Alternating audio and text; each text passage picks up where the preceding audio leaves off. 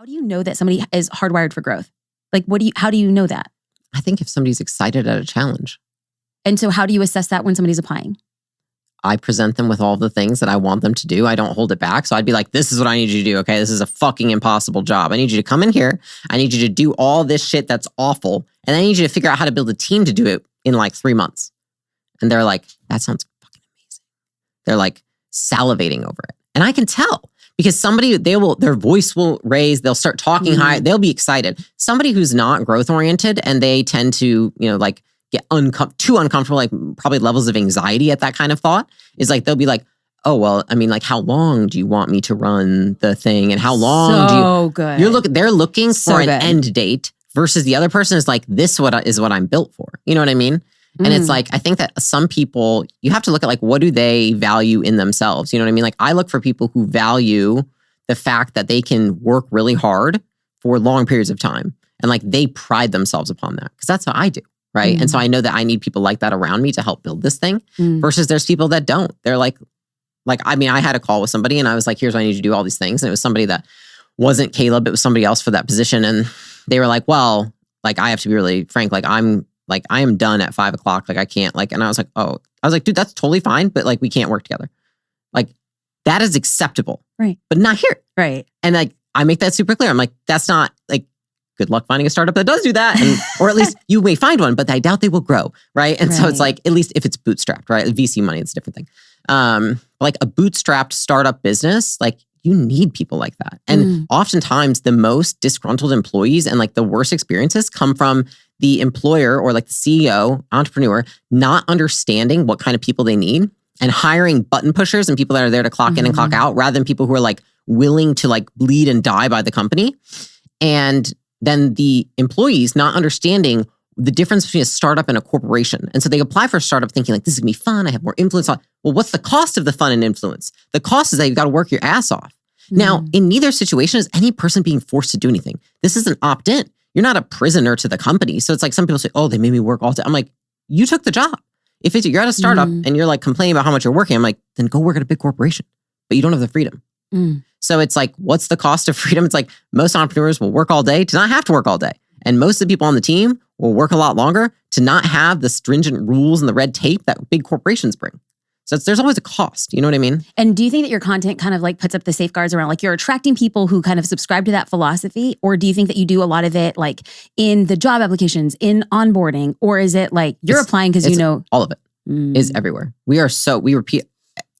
My favorite thing is when it comes to the end, I'm like, what questions do you have about the job? Where are you lacking clarity? And they're like, honestly, I fucking get it. They're like, I've watched all your content. I've watched all of Alex's content. I went through the whole process and like everyone is very congruent. They all say the same things. And what they all repeat is they tell me this. They're like, you guys all talk about the values. They're like, you guys talk about the values in every interview and you all say them multiple times. Competitive greatness, sincere candor, unimpeachable character. Competitive greatness is the biggest filter because competitive greatness is the love of a hard challenge. And that's what I want on this team. That's what we need to accomplish our goals. Now, does that mean that I've created a hostile work environment where people are being pushed to work too long? If the people that I hire like that kind of work, then the answer is no. If I hire the wrong people, then yes, they'll feel that way. So, ooh. Okay. So, can I read something on that note? Yeah. Okay. So when you talk about attracting the right people, and if I created a hostile work environment, it's not whether or not that was in fact the case. It was whether or not you hired the right person. I think so. It's all about expectations. Okay. So I'm going to read something. What most people don't know about Leila is how generous she is with her team and how much she cares. She constantly finds a way to show kindness to others, and it's just a part of who she is. For example, my husband took a job recently and he's going to be traveling on the road. I'd posted on Instagram how my kids were having a hard time. Next thing I know, I had donuts at my doorstep to cheer my kids. If someone is sick, she sends them soup. If someone is celebrating an anniversary, she sends them a gift card for dinner. She randomly sends people thoughtful gifts. She doesn't have to do this, but it's who she is. She genuinely cares about others. She's truly an amazing human, and I'm thankful every day of being on her team. That was from... Shit. That was from Yasmin? Yeah. Yeah. And so for those of you who are not familiar, I've been familiar because I watched videos and how you accidentally missed a meeting and you had scheduled your own meeting and you went on stories and be like, I'm so sorry, I missed a meeting. It's because Yasmin didn't schedule it for me. That's why I don't schedule it. And so when I reach out to you on Instagram, I'm like, I'm doing Vegas. Can we do this podcast interview? You're like, talk to Yasmin. And so I got the ins. And I asked her a question. She's like, I don't normally answer like this, but I said, I really want to showcase a different side of how you approach people and how you build teams. And so there was a time when you had launched Gym Launch and you guys are going through COVID. And in one of your videos, you talked about the time that you told your team that for a period of time that everybody had to work nights and weekends to ensure your customers and your company got through it. Yeah. What was that process like, asking the team to do that? And then how did you feel as a leader? I think I was really lucky because I had read a book by Ben Horowitz, The Hard Thing About Hard Things. And he talked about, essentially, you have to let your team know when things are tough.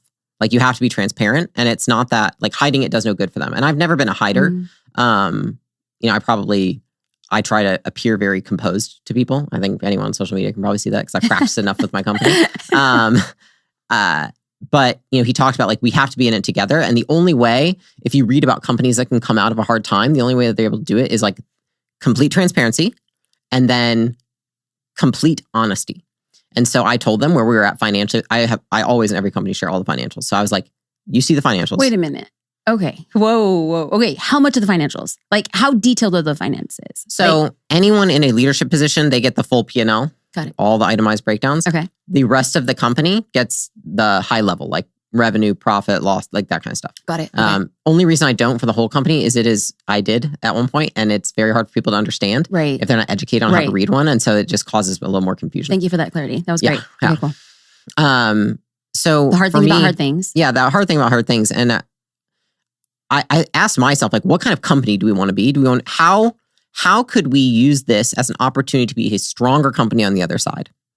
And I'm like, the only way, and if you look, I'll give you an example, right? People that go to war together, like comrades in arms, come out and like they are closer and they stay connected for the rest of their lives because they went through something hard together, right? And I thought to myself, like, that's like kind of how it feels right now with this. Like, it's like our industry is hit harder than it's us in restaurants. We're fucked.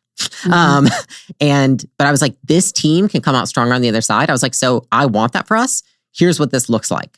Like, we all have to work nights and weekends, not because like anyone's lacking, but because if like we all feed Gym Launch. It's not just me and Alex feeding Gym Launch. It's every one of us putting in the effort to feed this company right now. It's too small or it's too big for it to just be like a few people or the leaders like working their asses off. It needs to be the whole team. And so I explained that to them. I explained like these are different circumstances, different times. We're in wartime. We're not in peacetime. So here's what wartime looks like. Here's the difference between wartime and peacetime. And I explained to them to that. And that I got from the book, The Hard Thing About Hard Things. I broke down, here's all the things we're going to do differently. Here's the new expectations I have of everyone on the team. But I promise you, if we get through this, like everyone will be compensated for it. And that's what we did do. It's like the one thing that I didn't skimp out on was making sure that the people that stood it out, like stood it out with us and like really committed themselves, which was mostly everybody. Like we made sure that they were paid well, that they were compensated for it, that we, again, like go above and beyond, sending gifts, doing things, like investing in them, giving them bonuses. Like I speak a lot about the hard stuff, but I care deeply about everyone on my team and I care deeply about people. And the only reason that I hold people to high standards and I am hard on people is because I care about them.